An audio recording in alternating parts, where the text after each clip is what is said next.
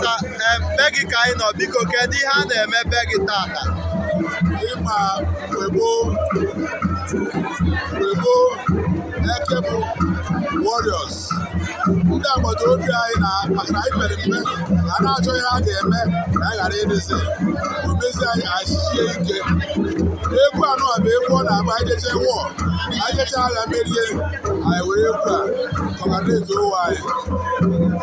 Daalụ, kedu ihe a na-akpọ ihe a na-eme tata n'Eke? Ihe a bụ ịkwa nsị n'afọ ndị gboo, ịkwa nsị ya bụ ịkwado ụmụ ihe anyị ji eme ihe mgbe elu mana anyị na-akpọzi ya na mgbe abịa maka ihe adịghị na mgbe gboo ọdịrọdị na we are just rejoicing.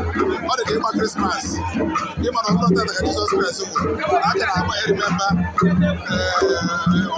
ma a mụrụ ya, we are still remembering his birthday. So ya bụ anyị na-eme ebe a, we are remembering those time. Daalụ, biko kedu ihe ị nwere ịgwa the coming generation? Ịma na onwere ihe dịka ihe ndị gboo dowere anyị wasoro mkpue na anyị gwachiri na anyị wagharịkwa ova abidokwa ebe anyị kwụsịrị ka a ghara ikwe ka o fubere ya because ihe anụ bido for so many years ago, not just remembrance. Daalụ, anyị na-ekene gị, biko gwa anyị afa gị.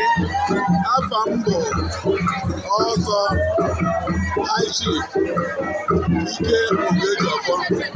Ọnwa bụ Ọzọ Ọmịtọ n'Eke for the first time.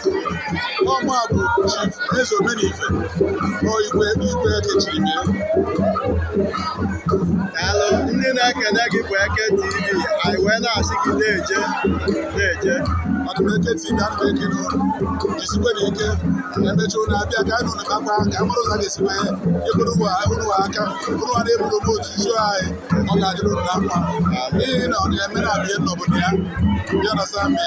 So a mere m understand ihe niile mgbe anyị na-eje nke anyị bịa sị no publicity without money.